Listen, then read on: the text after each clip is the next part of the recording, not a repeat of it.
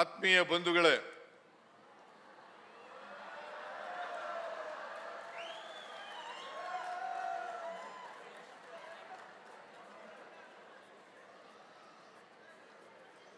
ಈ ವರ್ಷದ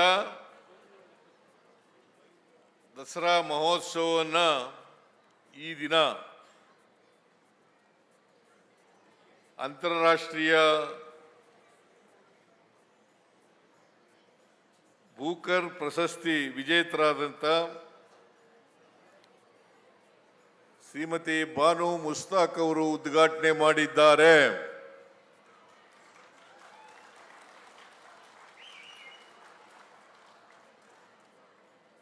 ಈಗಾಗಲೇ ಮಾದೇವಪ್ಪನವರು, GT ದೇವೇಗೌಡರು, ಬಾನು ಮುಸ್ತಾಕ್ ಅವರನ್ನ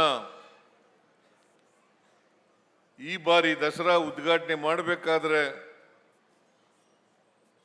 ಅದರ ಹಿಂದಿನ ಕಾರಣಗಳೇನು ಅಂತಕ್ಕನ್ನೋದ್ರ ಬಗ್ಗೆ ಪ್ರಸ್ತಾಪ ಮಾಡಿದ್ದಾರೆ.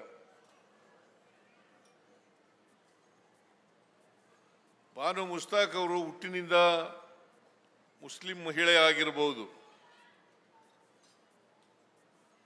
ಆದರೆ ಅವರು ಮನುಷ್ಯರು.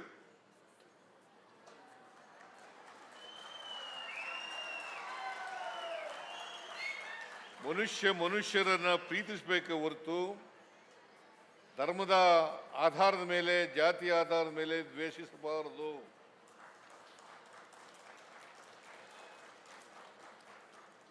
ನಾವೆಲ್ಲ ಮನುಷ್ಯರು.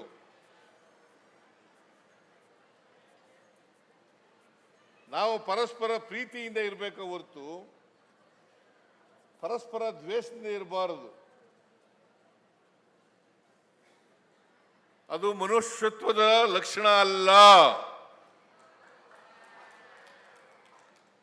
ನಾವು ಮನುಷ್ಯತ್ವ ಒಪ್ಕೊಳ್ಳೋದಾದ್ರೆ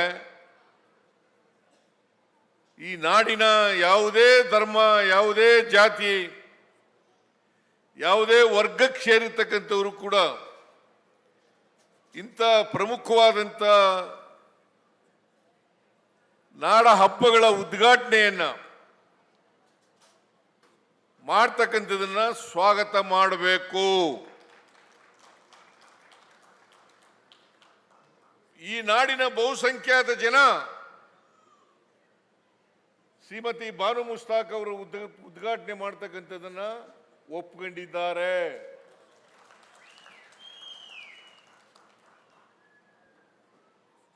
ಈಗಾಗಲೇ ಮಾದೇವಪ್ಪನವರು ಹೇಳಿದ್ರು ಹೇಗೆ ದಸರಾ ಮೈಸೂರಿನಲ್ಲಿ ಪ್ರಾರಂಭ ಆಯಿತು ಅನ್ನೋದ್ರ ಬಗ್ಗೆ ಪ್ರಸ್ತಾಪ ಮಾಡಿದ್ದಾರೆ.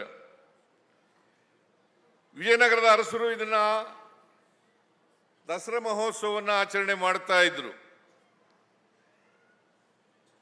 ವಿಜಯನಗರ ಪತನ ಆದ ಮೇಲೆ ಮೈಸೂರಿನ ಅರಸರು, ಮೈಸೂರಿನ ರಾಜರುಗಳು ಇದನ್ನ ದಸರಾ ಮಹೋತ್ಸವವನ್ನು ಆಚರಣೆ ಮಾಡಲಿಕ್ಕೆ ಪ್ರಾರಂಭ ಮಾಡಿದ್ರು. ಅಂದು 1610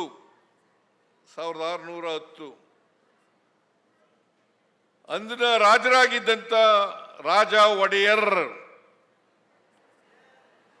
ಅವರು ಶ್ರೀರಂಗಪಟ್ಟಣದಲ್ಲಿ ಪ್ರಾರಂಭ ಮಾಡಿದ್ರು.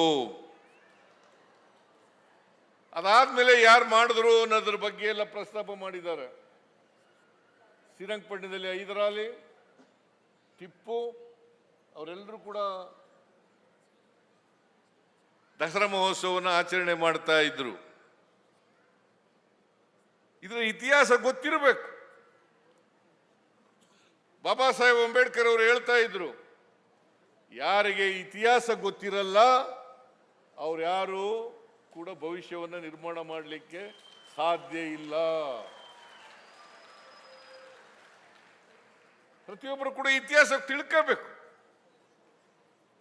ಅದಕ್ಕೋಸ್ಕರನೇ ಸಂವಿಧಾನ ತಿಳ್ಕೊಳ್ಳಿ ಅಂತಕ್ಕಂಥ ಕಾರಣದಿಂದ ನಾನು ಮತ್ತು SC ಮಾದೇವಪ್ಪ ಮಾತಾಡ್ಕೊಂಡು ಶಾಲಾ ಕಾಲೇಜುಗಳಲ್ಲೂ ಕೂಡ ಸಂವಿಧಾನದ ಪೀಠಿಕೆಯನ್ನ ಓದಬೇಕು.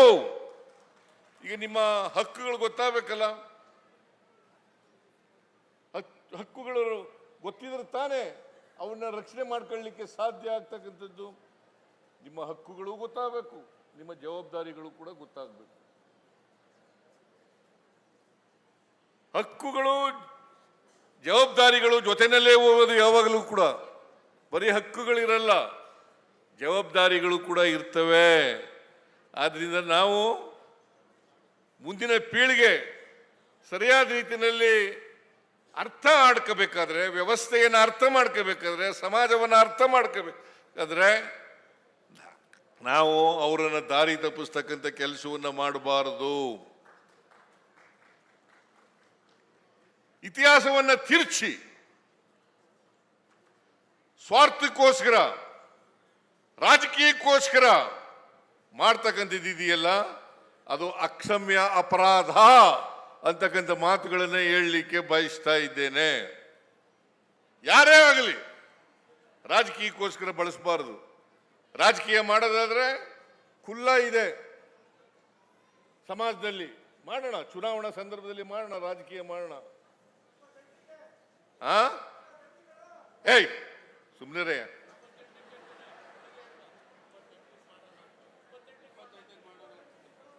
ಏನಾರ ಹೇಳಿ, ಮಧ್ಯದಲ್ಲಿ ಮಾತಾಡಬಾರ್ದು. ರಾಜಕೀಯ ಮಾಡಬೇಕು ಅಂದ್ರೆ ಮಾಡೋಣ. घोड़ा है, मैदान है, घोड़ा है, मैदान है.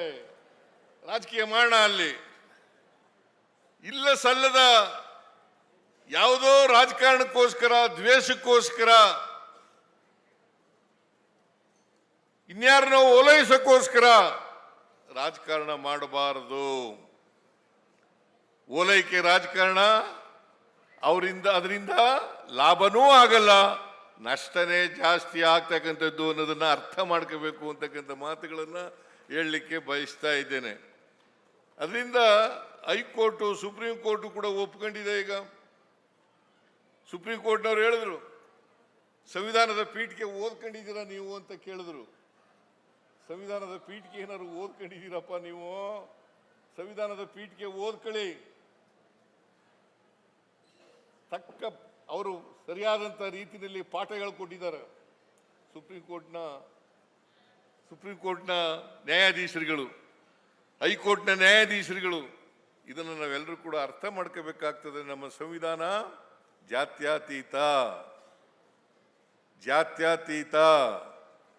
ಧರ್ಮಾತೀತ. ಇದನ್ನು ಅರ್ಥ ಮಾಡ್ಕೋಬೇಕಾಗ್ತದೆ. ನಮ್ಮ ಸಂವಿಧಾನನೇ ಅರ್ಥ ಆಗದೆ ಹೋದ್ರೆ ಏನ್ ಮಾಡಬೇಕು? ನಮ್ಮ ದೇಶದಲ್ಲಿ ಅನೇಕ ಜಾತಿಗಳಿದ್ದಾವೆ, ಧರ್ಮಗಳಿದ್ದಾವೆ. ಅದಕ್ಕೋಸ್ಕರನೇ ವೈವಿಧ್ಯತೆಯಲ್ಲಿ ಏಕತೆಯನ್ನು ಸಾರಬೇಕು.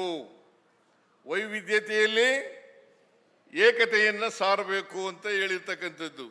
ನಾವು ಯಾವುದೇ ಧರ್ಮಕ್ಕೆ ಸೇರಿರಲಿ, ಯಾವುದೇ ಜಾತಿಗೆ ಸೇರಿರಲಿ, ನಾವೆಲ್ಲರೂ ಕೂಡ ಭಾರತೀಯರು ಅಂತಕ್ಕಂಥ ಭಾವನೆ ಬಂದಾಗ ಮಾತ್ರ ಅದನ್ನ ಅರ್ಥ ಮಾಡ್ಕೊಳ್ಳಿಕ್ಕೆ ಆಗ್ತದೆ.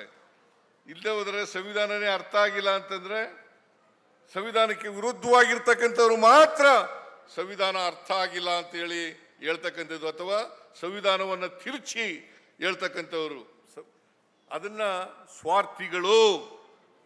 ಸಂವಿಧಾನಕ್ಕೆ ಮಾಡ್ತಕ್ಕಂಥ ಅಪಚಾರ, ನಮ್ಮ ನಾಡಿಗೆ ಮಾಡ್ತಕ್ಕಂಥ ಅಪಚಾರ, ನಮ್ಮ ದೇಶಕ್ಕೆ ಮಾಡ್ತಕ್ಕಂಥ ಅಪಚಾರ, ಇದನ್ನ ನಾವೆಲ್ಲರೂ ಕೂಡ ಅರ್ಥ ಮಾಡ್ಕೋಬೇಕಾಗ್ತದೆ.